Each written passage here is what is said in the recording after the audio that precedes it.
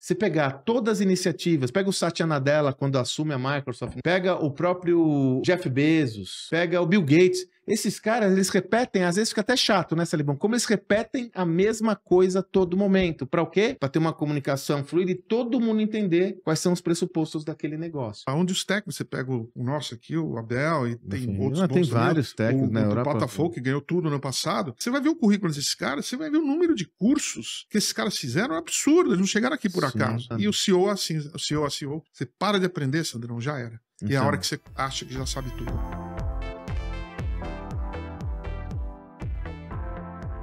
Olá, eu sou o Sandro Magaldi. E eu, José Salib Neto, Salibão. Nós somos autores de mais de 10 livros de negócios e protagonistas do Gestão do Amanhã Podcast. Um dos principais podcasts, se não o principal podcast de gestão, sobre gestão do Brasil, né, Salibão? Ah, não tenho dúvida, Sandrão. É impressionante o número de pessoas que a gente está impactando, Nossa, né? Incrível. E contribuindo com a vida deles. Tantas empresas nos ouvindo, nos vendo e fazendo a diferença no seu dia a dia, né? Não, e é muito legal como a gente faz muitos eventos, né, Salibão? Como atualmente boa parte das pessoas que nos conhecem, antes era por causa do livro, era porque nos ouviu nas redes sociais, hoje boa parte é por causa do podcast. Com certeza, é uma maneira da gente passar o nosso pensamento para todo legal. mundo, né? Para o Brasil, e, né? ó, Salibão, é como a gente sempre fala lá, daquela frase do César Souza, do PLP, né, cara? Porque é desde CEO de negócios gigantescos até analista, é todo mundo, e essa é a nossa proposta. O nosso propósito de vida é esse, é contribuir para que as pessoas se adaptem com mais sucesso a esse novo mundo por meio de um conhecimento de gestão que esteja atualizado e relacionado aos desafios de cada um, né, Salibão? E o tema de hoje tem tudo a ver com isso, né, cara? Sandro, mas eu tenho uma pergunta antes. Faça. Que horas são? Eu não posso falar a hora porque a gente tá gravando. Olha o meu relógio, Salibão. O que é isso? Fala aí desse... O que é esse relógio aqui, ó? O Salibão me deu esse presente aqui. Presente hiper especial, uma edição limitada. Do relógio do Abel Lopes com a Magnum, né? Parceria com a Magnum. Do Abel, nosso técnico do Verdão. Bom, maior carinho, Salibão, por isso daqui vai ficar para sempre. Vou usar ele com muito carinho. Inclusive vou usar ele mais em ocasiões especiais para marcar isso. Agora o Abel é um baita empreendedor também. Esperto, além né? de tudo, sabe gestão, né? Ele é danado, né, cara? Né? Pô, olha isso, ó, agora é isso. Pois é, e parte das vendas é revertido aí a ações sociais, que bacana também. E assim, edição limitada, assim, só 500. Esse acho que é o 374. Tá acabando, e eu comprei um pra mim também, né? São pra nós dois, né? Pois é, né? Então tá acabando pra quem é palmeirense aí. Ou pra quem não é, né? Também. Se quiser converter também, né, Sandro? Tá valendo. Agora, Salibão, o tema do nosso papo hoje, ele é essencial, não é? Porque é interessante, porque o líder de um negócio, ele tem o potencial de levá-lo adiante para um crescimento exponencial, mas também ele tem a sua má atuação, pode levar o negócio ao naufrágio, né, Salibão? E às vezes ele tem uma atuação espetacular e pega tanta confiança, né, que em inglês é overconfidence, né? É verdade. Que ele para de ver as coisas, né? A gente viu o que aconteceu com a Intel, por exemplo, né? No mundo dos chips hoje, né? Dos microprocessadores, que é o mercado que mais cresce no mundo. E a arrogância da empresa... criou o mercado. Que criou o mercado, né? Porque o Gordon Moore foi o fundador. Eles criaram o mercado, né? Eles ficaram tantos anos fazendo a mesma coisa durante tempo demais que quando apareciam mercados adjacentes... Perderam. Não faziam porque achavam que era muito pequeno. Nosso foco é esse. Então, o CEO que já foi bem sucedido no passado... ele não necessariamente vai ser bem sucedido no futuro. Por isso que é tão importante ele ficar se reinventando. Exatamente. E o nosso tema hoje, por que você deve assistir esse nosso podcast? Porque nós vamos explorar aqui os principais pecados que um líder pode cometer na sua trajetória. Os principais pecados que um CEO deve evitar na sua trajetória. Pesquisamos muito aqui para chegar num compilado que vamos trazer só o supra-sumo para você. Antes de a gente começar no conteúdo, a gente vai falar um monte de pecado aqui. Teve algum pecado que a gente não comentou e você acha que existe? Faz no comentário. Manda, tem mais esse pecado aqui, esse outro. Nós lemos todos os comentários e eu faço questão de respondê-los, sobretudo aqueles que estão na semana vigente. Então, faça seu comentário. Você ainda não nos segue? Poxa, não deixe de nos seguir. Tanto no Spotify quanto no YouTube. É uma forma que a gente consegue aumentar ainda mais esse movimento. Muita gente que nos acompanha ainda não segue o canal. Então não deixe de seguir o canal agora mesmo. Dá um seguir lá rapidinho. Compartilha com seus amigos para a gente aumentar esse crescer esse movimento de prosperidade coletiva. Nosso grande objetivo é contribuir para a mudança do patamar de gestores aqui no Brasil. Falando nisso, né, Salibão, tem essa história de que, como você acabou de falar, né, aquilo que te trouxe com sucesso até aqui não vai levar você com sucesso adiante. Tantas empresas, né? Tantas empresas se perderam, né? Tiveram muito sucesso no passado e não souberam se adaptar. Que, na verdade, né, Sandrão, a empresa nada mais é do que um CNPJ, né? Que é governada por CPFs. Não são as Se empresas. o CPF não melhorar, o CNPJ não vai melhorar. Não tem jeito, Sandrão. Não tem jeito. O CNPF não tem vida própria. Quem sabe agora com os robôs da inteligência artificial, ela começa, né? Mas mesmo assim, né, Salibão, sempre alguém vai ter que operar, tomar decisões críticas. Uma empresa é uma abstração jurídica, né? Uma ficção, né? Exata ficção. A ficção. Tema que a gente está trabalhando já, exatamente. Né, e vamos começar então. Qual que é o primeirão que você colocaria aí? Olha, Sandrão, microgerenciamento da equipe, Sandrão. Aquele cara, aquele CEO, microgestão. Ou aquela CEO que fica vendo tudo, que fica fuçando, que fica parando as pessoas. Cara, sim, as pessoas podem cometer erros, podem. Agora, se você tem que ficar fazendo muito isso, o problema está na sua contratação. Não há dúvidas. Né? Você contratou a pessoa errada. Não há dúvidas. Porque, como diz o Steve Jobs, ele sempre fala assim, aqui na Apple eu sempre procurei contratar pessoas melhores do que eu, para que elas me digam o que fazer, não eu ter que dizer para elas o que fazer, exatamente, né, Sandrão? Aqui você agora, tem... o CEO, às vezes, a CEO, a líder, às vezes tem um problema com isso. De encarar com medo pessoas que podem ser até melhor que eles, né, Sandrão? O que está por trás da microgestão é uma dificuldade, uma grande incapacidade de delegar atribuições a outros, né, Salibão? E aí tem um risco excessivo, um risco importante do controle excessivo, né? Sim. Eu quero controlar todas as tarefas e atividades. Isso sempre foi complexo. A gente fala sobre o risco da microgestão há décadas. Mas hoje, né, Salibão, num mundo muito mais complexo, com muito mais variáveis no processo decisório, aquele que corre o risco da microgestão abdica do pensamento estratégico. Ele fica só no olhar curto-prazista, olhando lá o buraco da agulha e não sobra tempo para exercitar uma das atribuições mais importantes de qualquer líder, que é a construção da sustentabilidade futura do negócio. A todo momento que você cai para operação excessiva, não que você não tenha que conhecer... Veja, microgestão é uma coisa, desconhecimento e afastamento da operação do negócio é outra. Exatamente. Não é sobre isso que a gente está falando. Você tem que ser uma exímia conhecedora dos mecanismos do seu negócio. Mas nem por isso você tem que ir lá descer na operação, no chão de fábrica. A todo momento que você faz isso, primeiro, como eu já disse, você abdica do seu pensamento estratégico. Segundo, você desempodera o indivíduo. Né? Você desempodera alguém, né, Salibão? Eu lembro que eu fiz um post há bastante tempo atrás sobre microgerenciamento e uma pessoa falou, mas tem pessoas que precisam um pouco mais de atenção, né? Que são potenciais, que vão errar no começo. Mas não é o CEO que tem que ficar em cima delas. Você vai ter que pegar uma pessoa experiente, né? E trazer, porque eu lembro que o John Chambers, que é um dos nossos ídolos aqui, né? Que ajudou a gente a desenvolver o lendário CEO da Cisco durante 20 anos. Ele fala que o papel do CEO é desenvolver o propósito da empresa, desenvolver a estratégia, comunicar e reler os outros 3. São 4, entendeu? Desenvolver a estratégia, comunicar... E desenvolver o propósito da empresa, né? Desenvolver o propósito, estratégia, comunicar e rever os 3 acima. 4. Simples, né? Se o CEO... Aí já entra num outro pecado aqui. Absorver muita coisa. Né? Absorver muita coisa. Multitask. Como diz o Peter Drucker, se você está focado em 10 coisas, é porque você não está focado em coisa nenhuma. Exatamente. Não é verdade? Olha, Salibão, esse daí esse é clássico e tem total correlação com a microgestão, né? Porque um dos maiores desafios do empreendedor é justamente sair da operação e ir para a visão estratégica. Mas depois de estudar tantos empreendedores, e nós estudamos dezenas de empreendedores, eu lá no meu sócio já estudava empreendedor, hoje então a gente estuda todos os empreendedores do mundo, né? A gente percebe que a migração de um negócio que cresce exponencialmente é justamente a preparação do seu líder para um momento onde ele sai da operação e começa a pensar estrategicamente o negócio para colocá-lo numa trilha superior. Então, veja, talvez no começo você tenha que se dedicar mais a essa microgestão para fazer o negócio evoluir.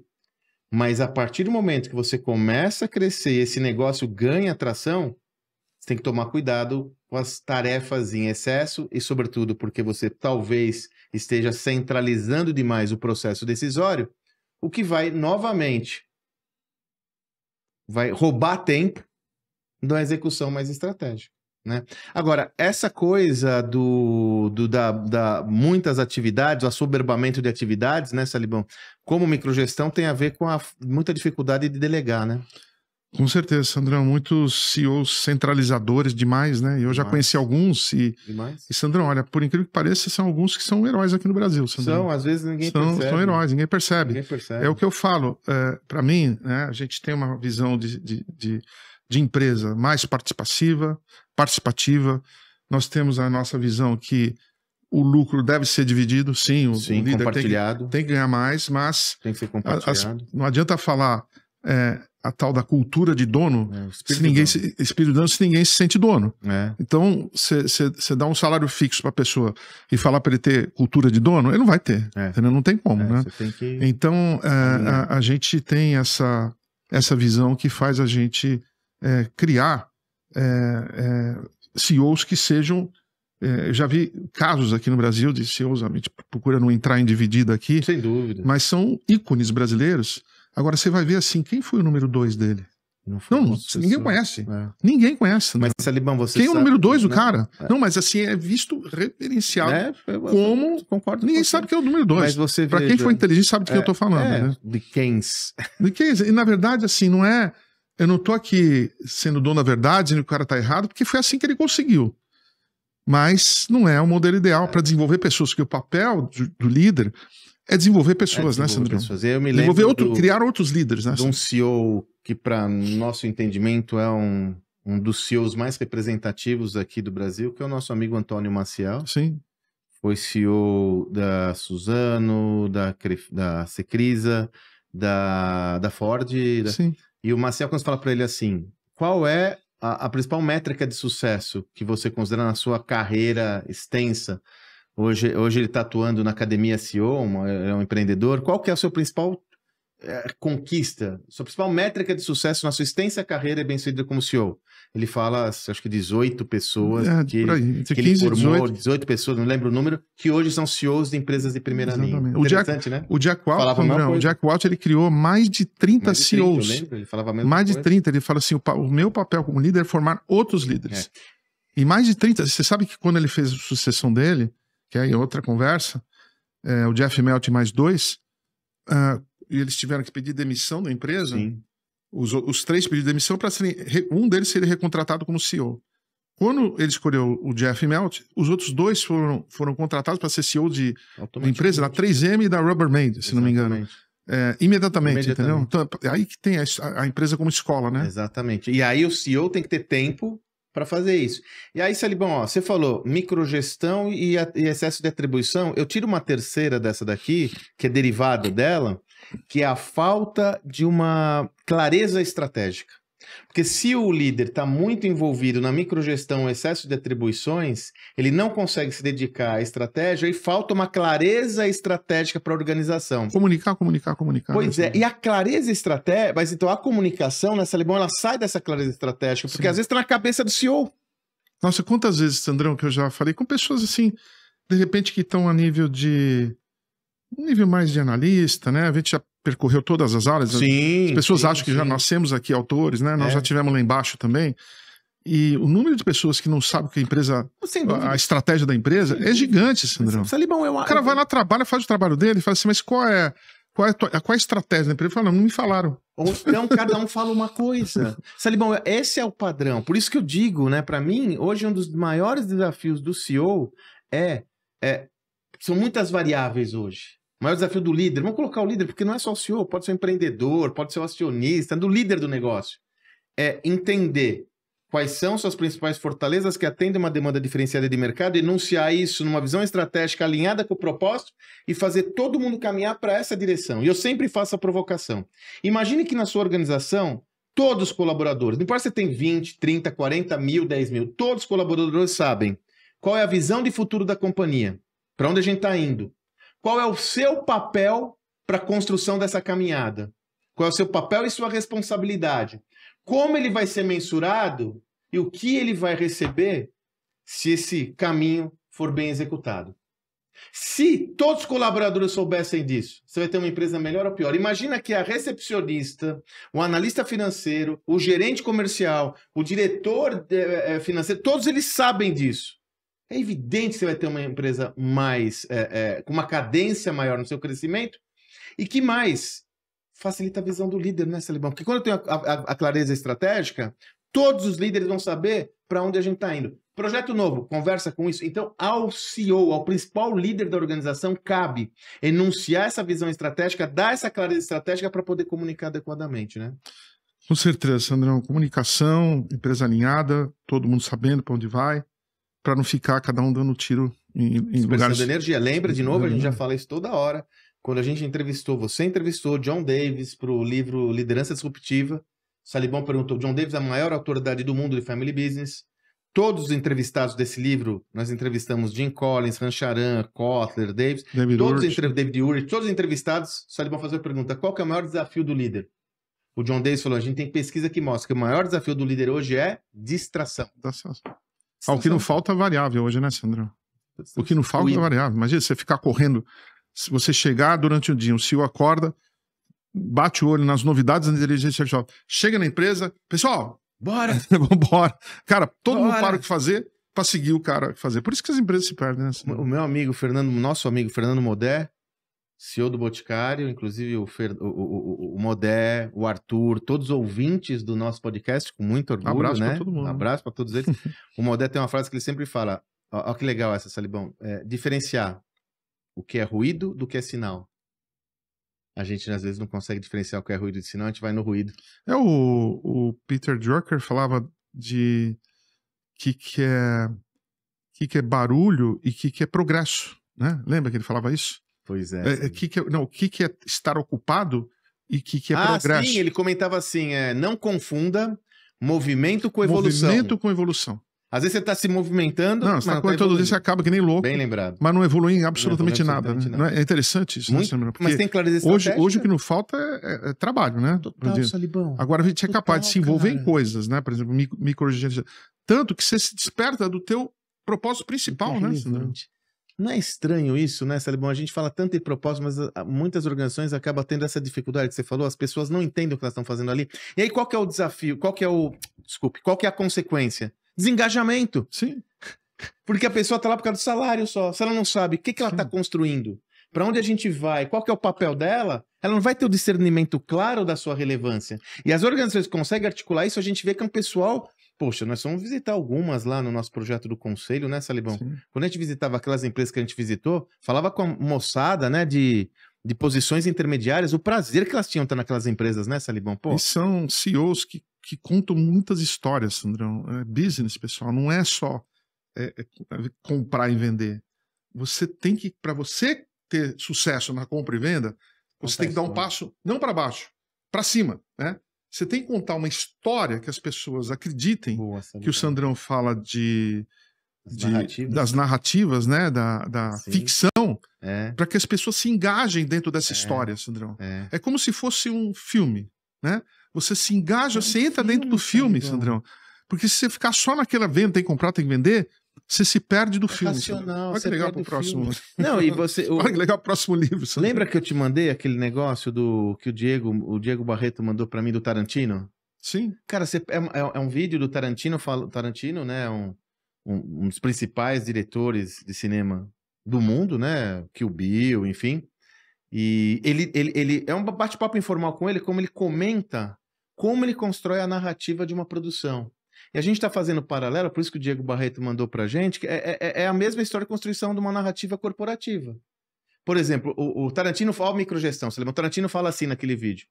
Eu não entendo nada de luz. Meu engenheiro de luz entende muito mais do que eu, mas eu sei a luz que eu quero. Uhum. Então eu tenho que vender o que para ele? A visão. Exato. E ele executa. Então, você não precisa ser o mais exímio, a mais exímia conhecedora de logística. Mas se logística é um tema essencial para o seu negócio, você tem que construir uma visão, você tem que conhecer esse processo suficientemente bem para vender a sua visão para um especialista.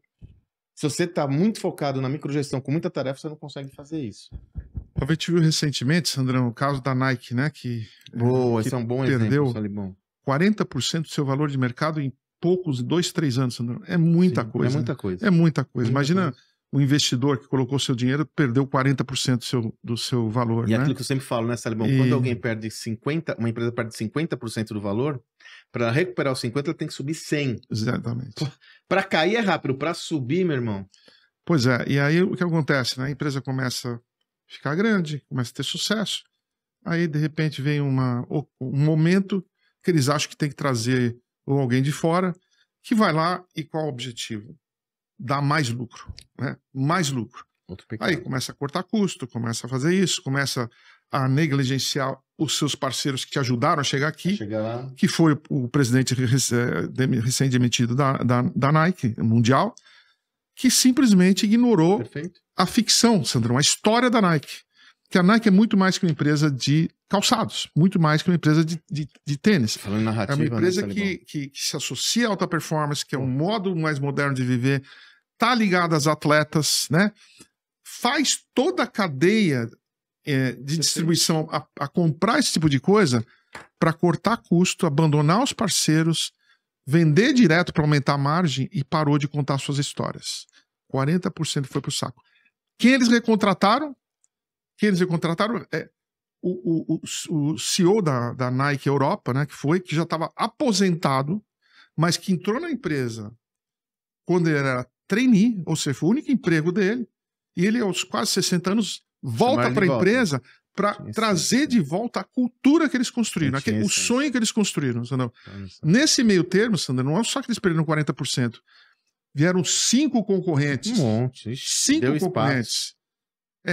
New Balance, Adidas, a OnCloud, a Roca, a ASICS. Cara, os caras montaram em cima. E para a Nike recuperar aquele espaço nas prateleiras que eles tinham antes, Sandrão, vai ser um desafio, muito desafiador. Agora, então a gente entra Mas o que aconteceu? O CEO parou de contar a história. Exatamente. Focou só no lucro, no curto prazo. Então a gente entra em outro desafio. Tanto que ele entrou, Sandrão, o preço das ações faz assim, porque você corta custo no começo, vai subir, a lucratividade faz assim, depois ela faz um... E aí, então a gente entra num outro pecado, né? Um pensamento muito curto prazista. Exatamente. O CEO não pode ter um pensamento só orientado ao curto prazo, porque senão ele está só na agenda pessoal, às vezes. Sim. Na agenda do PP, do plano de bonificação de meta dele, na remuneração de curto prazo, e não está pensando numa essencialidade da sua ação, que é a longevidade do negócio. Porque para tomar ações orientadas ao longo prazo, Salibão, às vezes você tem que rifar a parte do curto prazo. Esse equilíbrio entre construção e exploração, ambidestria, que a gente usa tanto, é essencial. E quem tem que cuidar disso? O principal líder do negócio. Porque se ele não cuida disso, ele leva toda a empresa para gerar resultados maravilhosos no curto prazo, a ditadura do quarter, né, que a gente comenta toda hora, gera resultados maravilhosos no trimestre, mas não entrega o valor para o médio e longo prazo, né?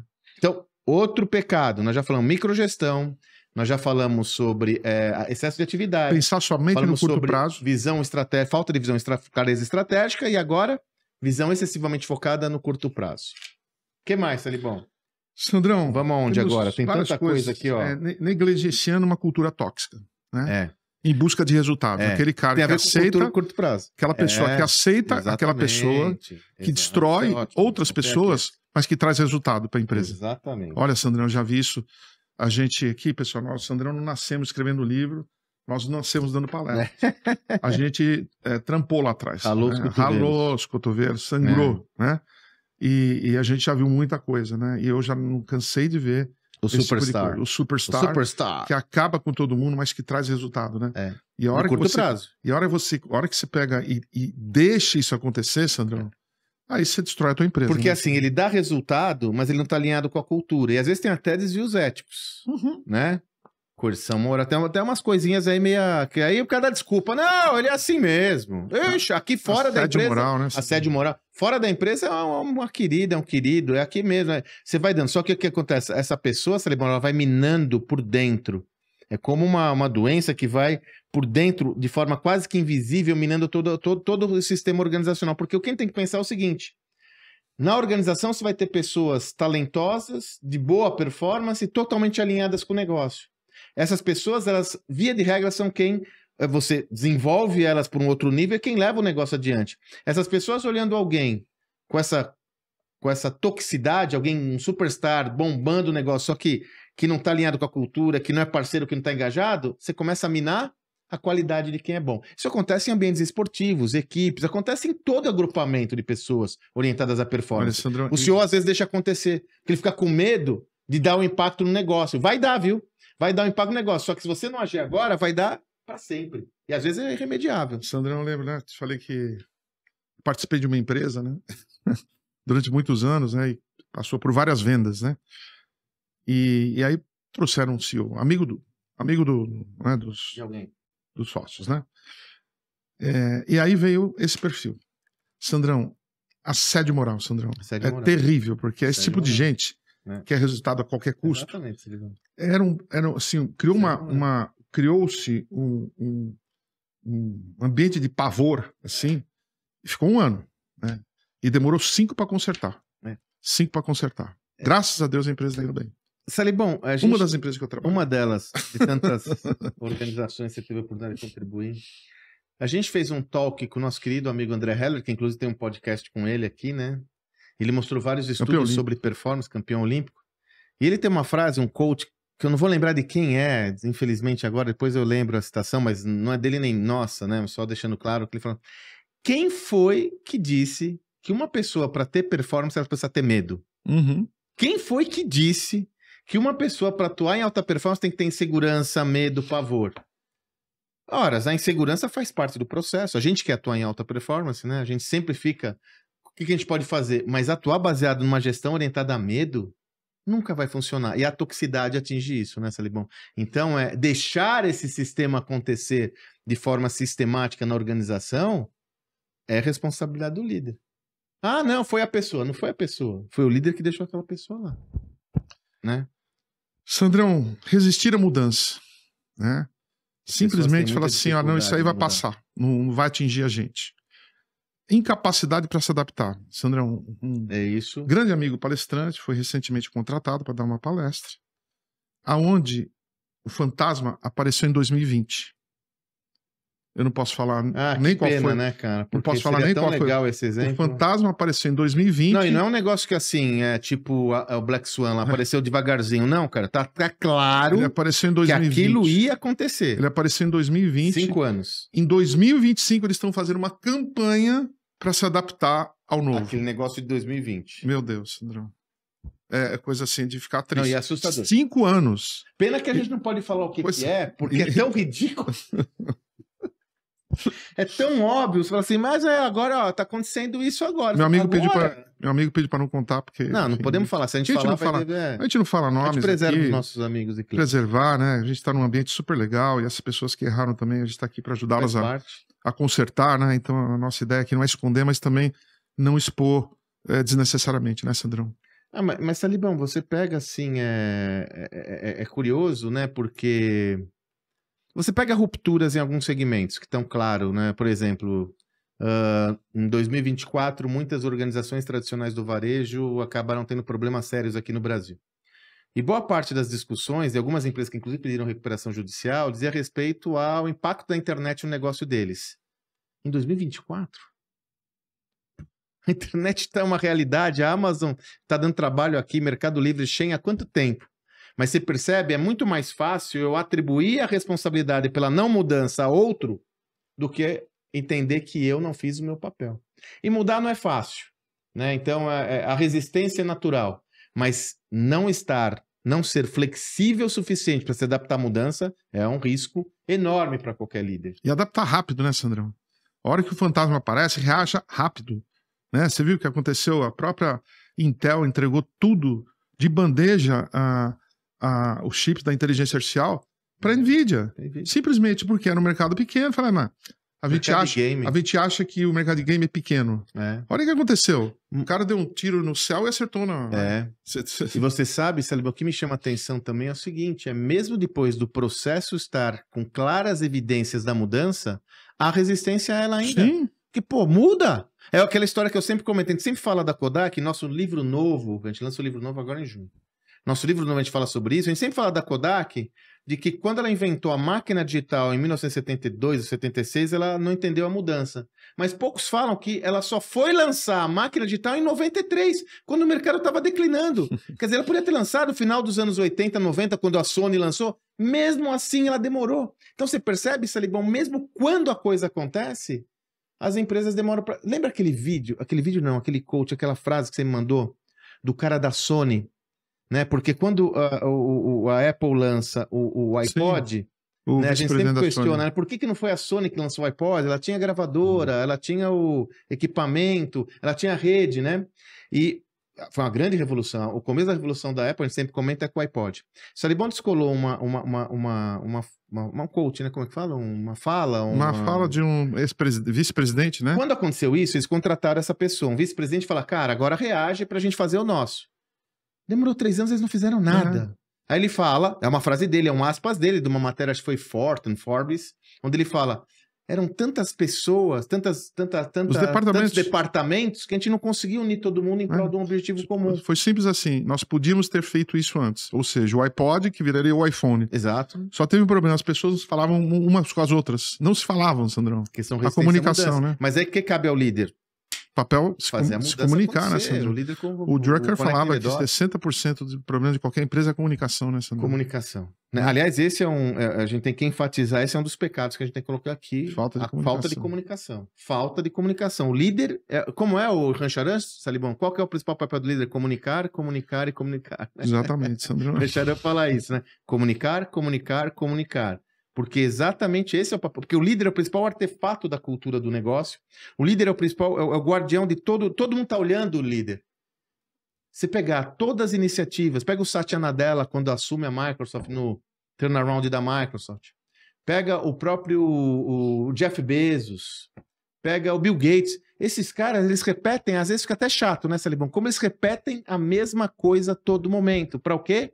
Para ter uma comunicação fluida e todo mundo entender quais são os pressupostos daquele negócio. Eu lembro que a gente pesquisou o Satya Nadella, tem também um episódio bom aí na nossa playlist, que a gente fez só sobre o Satya Nadella, pesquisa, ficou legal esse podcast, é onde a gente coloca que ele tinha 3 pressupostos, lembra, Salibão? Uma única Microsoft, nós somos mais fortes como quando estamos todos juntos, tinha 3 pressupostos. Toda entrevista que ele dava, ele falava os 3. Toda entrevista que ele dava, ele veio para o Brasil. Na época, ele deu uma entrevista para a revista Exame. Do foco no bottom line para o foco no crescimento individual. De saber tudo para aprender tudo. Eram 3 coisas que, se você... Nós temos uma pesquisa para o livro de cultura, toda hora que ele falava as 3 coisas. Ele comunicava. O líder comunicador da nossa liderança disruptiva, né? Comunicação. Eu estou anotando aqui para depois fazer uma parte. Sandrão, tem uma parte, né? Eu fui mentor do Edson Bueno, lendário CEO da Mil, criador da Mil, né? E que se tornou, naquela época, uma das maiores empresas do mundo, né? E eu perguntei para ele, falei, Edson, qual foi o seu maior erro como CEO, né? Ele falou, Salibão, quando eu deixei a empresa crescer mais que eu. Porque se você pegar lá no livro do Jim Collins, né? Porque as gigantes caem, ele fala que uma das razões é a incessante obsessão pelo crescimento. Incessante obsessão pelo crescimento. E o que acontece? Se você não cresce junto, se você não aprende junto, se você não está se desenvolvendo até no nível de CEO, a empresa simplesmente fica maior que você. Eu lembro que eu peguei pelo Edson uma vez, juro por Deus, na academia de tênis que eu ajudei ele a construir no Rio, eu falei, Edson, a Mil vai quebrar, se você não acordar. Porque a empresa está crescendo muito, você continua o mesmo Edson de sempre. Cara, o Edson foi e botou a Mil nos trinques de novo, Sandrão. É incrível, né, Sandrão? Incessante obsessão pelo crescimento, Sandrão. Se você faz assim, a empresa não é que cresce mais do que o senhor, cresce mais que todo mundo. As pessoas não têm as habilidades. Agora, com a inteligência artificial, eu falo, pessoal, em vez de colocar inteligência artificial no negócio, que tal aprender sobre ela antes, né? Que tal colocar em você? Que tal aprender sobre ela antes? Assim, não, temos que colocar a inteligência artificial em todos. Mas aí você vai ver o nível de habilidades do teu time com relação... É quase nenhuma atualmente, Sandrão. Não vai dar certo. Não vai dar certo. Não vai dar certo, cara. Para piorar, vai exponencializar o erro. Né? Exato, porque como é aquela história, Salibão, eu repito o erro. E aqui, ó, incessante obsessão pelo crescimento. Então, líderes correm o risco de ficarem menores que o seu próprio negócio. O sapato fica muito apertado. E se não correrem atrás para mudar de patamar, o negócio não muda de patamar e fica exposto. Eu lembro que quando eu entrevistei o Michael Phelps e o Bob Bowman, e o Bob Bowman, né, tá no livro Algoritmo da Vitória, ele fala que ele pegou o Phelps com 11 anos, uma criança, e com 15 anos ele bateu um recorde mundial. Eu falei, e você fez o quê? Ele falou assim, eu tive que correr muito para aprender, eu comecei a ler, eu comecei a estudar, porque a partir do momento que ele crescesse mais que eu, ele me abandonaria. Ele me abandonaria. Então ele passou. Tanto é que quando eu fui entrevistá-lo na Arizona State University, eu entrei no escritório dele, né, a Cristina, minha filha, que estava estudando lá e conseguiu uma entrevista na época. Não, parecia um escritório nosso, com livro de gestão. O primeiro livro que estava na mesa dele chamava-se Mindset. Antes que todo mundo soubesse que era o livro que conhecia. Agora todo mundo conhece. Na época ninguém. Eu estou falando há 8 anos atrás. 8 anos atrás, 9 anos atrás. E aí ele chegou para mim e falou: It's a good book. It's a good book. E aí, se você olhava para o escritório dele, só livros de gestão, de esporte, de psicologia. Que top, cara. Muito forte, Sandro. Quer muito dizer, forte. ele falou, e agora a gente vê isso aqui no Brasil, porque as pessoas acham acham que o João Fonseca, esse jovem tenista de 18 anos, apareceu de um disco voador e botou ele aqui. Né? Ninguém sabe que ele é resultado de um processo que envolve o meu colega Bruno Bonjan, que envolve o treinador dele, que quando o Bruno assumiu o tênis do country, ele tirou um treinador que já deu o que tinha que dar e botou um novo com vontade de aprender, vontade de estudar, estudioso, inclusive estudou o algoritmo da vitória. E o que aconteceu? Ele é técnico do João até hoje. Ele pegou o João com 12 anos e continua com ele. E as análises de jogo que ele faz com o João são estatísticas. Ele vai jogar um jogo contra algum adversário, ele aparece com o parecer sobre o jogador anterior, ele tem todas as estatísticas de todos os golpes do cara. Cara, esse cara devolve mal resposta de saque de direita. O que você vai fazer? Bota lá. Entendeu? Pô, aí o que aconteceu? E gozado, porque eu tô no meio do tênis, né? Todo mundo falando, todos os experts, né? Falando, agora tem que mudar de técnico. Falei, falando? É mesmo? Agora tem que mudar de técnico. Todo mundo chegou pro Salib, vê, você conhece, para que ele tem que mudar de técnico. Eu falei, cara, como é que ele vai mudar de técnico se o técnico dele tá correndo lado a lado? E o que aconteceu? Tá lá muito bem. E o moleque vai ficar top 5 do mundo com o mesmo técnico, Sandrão. Mas ele teve porque ele teve a noção de que ele tem que aprender o... Cara, mas isso do bom é muito bom, né? Porque você imagina você ser coach do Michael Phelps, que é o maior medalhista olímpico da história da natação, dos maiores do esporte, né, Salibão? Imagina como você mantém esse cara respeitando você, porque é um cara muito rigoroso, né, Salibão? Sim. Ele quer o melhor performance dele. O Salibão fez um talk com o Michael Phelps, com os dois, com o Michael Phelps e o Bowman, na Expo 17, 18, sei lá. Meu Deus do céu, que conversa fenomenal. Agora, cabe para qualquer líder, né? Você está acompanhando? Você está do tamanho da sua organização? Aliás, se não tiver, acompanha a gente que a gente coloca você lá, tá? Sandro, a gente empurra você para lá, né, Salibão? A gente empurra, a turma que tá com a gente, nós estamos tudo empurrando. Empurra o muro, né? É isso aí. Sandro, tem mais um aqui muito importante, né? Que eu aprendi muito com o Edson, né? Falei, Edson, qual a habilidade mais importante de um CEO? Sabe o que ele falou para mim? Okay. Inteligência emocional. Porque, pessoal, quando você começa a galgar posições de maior responsabilidade na tua empresa, a pressão bate. A pressão bate, se você não tá bem, se você não tá emocionalmente bem, você vai tomar decisões impulsivas, vai entrar em dividida, vai cometer erros gigantes, e a sua capacidade de ter inteligência emocional é grande. Por isso que é tão importante, pessoal, treinar a mente. Não adianta só treinar contabilidade, inteligência artificial, estratégia. Você tem que trabalhar a tua cabeça. Existem bons profissionais no mercado para isso. Não há dúvida. Para ajudar você a trabalhar essa inteligência emocional que vai te ajudar numa negociação. Lidar com a diversidade. Sandrão, olha que coisa, né? Teve um momento. Você sabe que o DASA hoje é uma das maiores empresas do Brasil, né? De laboratórios clínicos, né? Sim. E eu lembro que o Edson, na época, ele tinha comprado um laboratório chamado Sérgio Franco, que estava praticamente falido, né? Meio que deram para ele. Foi lá. Aí a ideia dele era passar para frente, né? Aí entrou em negociações, né? né? Então eu sei quem é, não dá para falar também. Nossa, como eu gostaria de falar um monte de coisa aqui, mas não dá. Entrou negociações, aí o cara tentou dar um chapéu nele na última linha do contrato, Sandrão. Do que eles já tinham combinado e o cara mandou o contrato com o negócio mudado. Ele pegou o cara e falou assim, eu não vendo a minha empresa para você por dinheiro nenhum. Pegou o Sérgio Franco, que estava numa situação bem difícil, e transformou tudo no DASA. Agora, se não tivesse aquela frieza, né? Ele reagiria aquela inteligência emocional, né? Tá bom, tá. E, Salibão, tem uma coisa aqui que eu também coloquei, que tem a ver com aquele negócio da toxicidade e tal. Esse equilíbrio emocional para cuidar do bem-estar da equipe, né? Sim. Porque se o líder não tem equilíbrio emocional, vamos falar bastante né, disso, né? ele acaba não sendo um para-raio, né, Salibão? Sim. E aí vira um vaso comunicante para a equipe, e aí você cria um ambiente muito, muito estressante, né? Que vai ser o tema de um dos nossos podcasts. Dos nossos podcasts, sobre isso. Porque o líder tem essa responsabilidade. Ele é o para-raio, né? Mas é muito desafiante. A gente tem que entender, né, o líder, sobretudo o CEO do negócio. O líder, não, ele tem que ser vulnerável. Às vezes os líderes se confundem como sendo um super-homem. Quando ele acha que um super-homem é uma super-mulher, ele vai achar que the ultimate decision vai estar lá. Ele tem que dizer assim, ele tem que ter a coragem, ou ela tem que ter a coragem de dizer, não sei, não sei, me ajudem. E aí que o bicho pega, Sandrão. Exatamente. Porque ele tenta criar aquela casca, né? Casca, carapaça, né? Imbatível, eu tô acima do bem e do mal. Eu sou um extraterrestre. Exato, e não é assim, a gente vive, né? Na Brené Brown, para quem não conhece, vê o vídeo dela. Muito bom, Poder da Vulnerabilidade. No TED, né? No TED, tem na Netflix. Para você entender que você tem que mostrar. Hoje em dia, para você pegar confiança, e o ambiente, a palavra confiança aqui, sem confiança você não tem sucesso em lugar nenhum.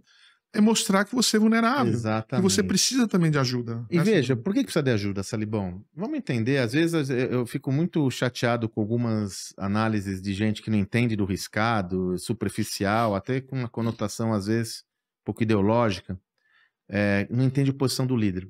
Cara, o líder, todos os líderes de primeira linha que eu conheço, CEOs e tal, Salibão, tem uma característica comum, eles tendem a ficar muito isolados. Porque de um lado ele tem aqui, ó, conselho, acionistas, às vezes dono do negócio. Do outro ele tem sua equipe, todo mundo. Ele tá no recheio do sanduíche nesse sentido.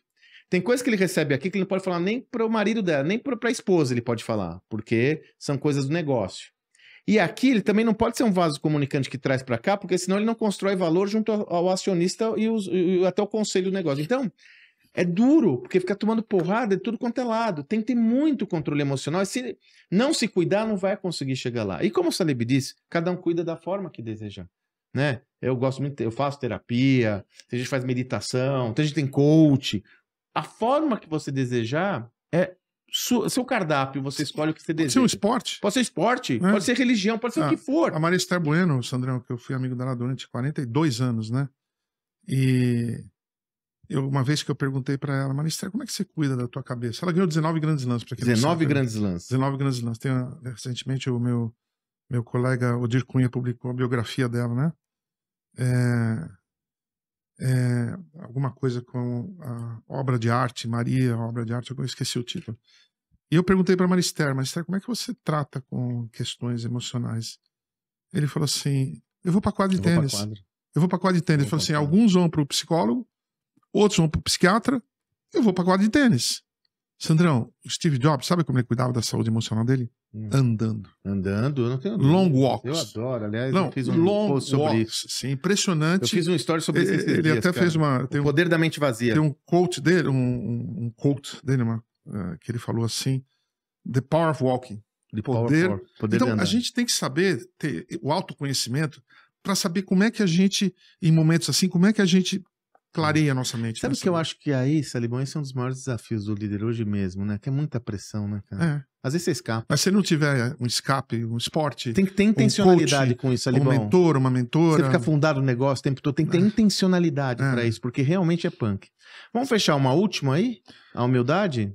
Humildade... Que é o ego. Para aprender, né? Pode parecer simples, mas pô, você vê aqui no nosso futebol. Cara, cadê os técnicos brasileiros? Nossa. Não existem mais. Que catástrofe, o que aconteceu com eles? Foi acidente?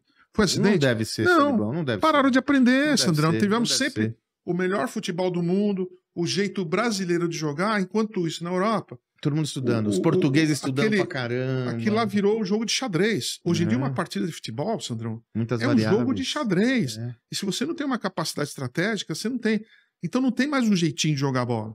Então a Europa virou uma escola, onde os técnicos, você pega o nosso aqui, o Abel, e tem outros. Tem vários técnicos na Europa. O Botafogo, que ganhou tudo no ano passado. Cara, você vai ver o currículo desses caras, você vai ver o número de cursos que esses caras fizeram, é absurdo. Eles não chegaram aqui por acaso. E continua estudando. E o CEO, assim, o CEO, você para de aprender, Sandrão, já era. E é a hora que você acha que já sabe tudo. Né? Esse é o problema, que é uma combinação de ego inflado... Parar de aprender é o ego inflado, né, Salibão? E o ego inflado, eu trago mais uma visão que tenha tudo a ver com isso, é que assim, o mundo corporativo ele sempre foi pernicioso, porque o CEO sempre está na ribalta, né?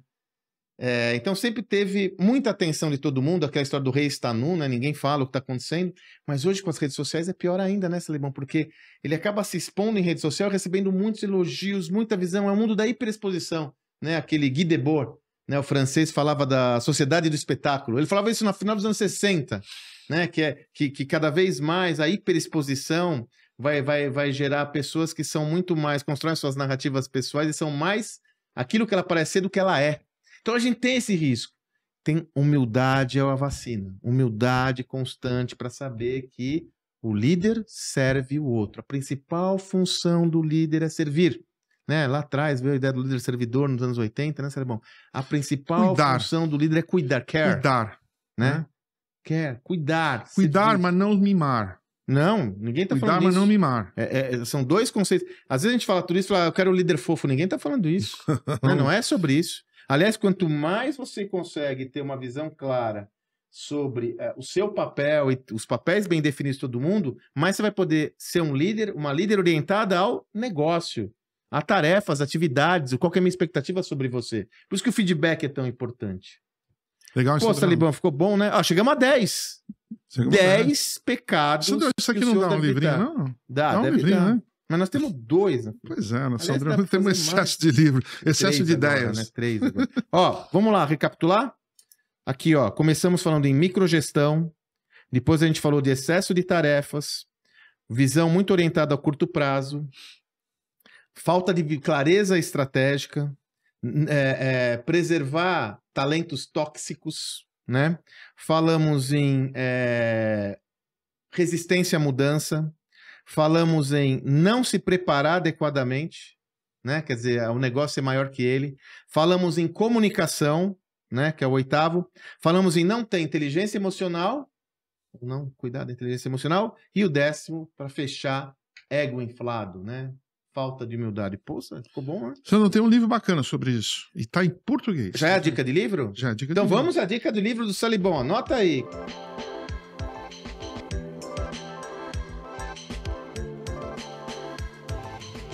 Qual é, Salibão? Sandrão, um professor da Tuck School Business, que é uma das maiores escolas. Aliás, eles produzem grandes nomes lá, como o Vijay Govindaranja, né? Tuck School Business da Dartmouth University, né? Uma escola tradicional no interior de Massachusetts, né?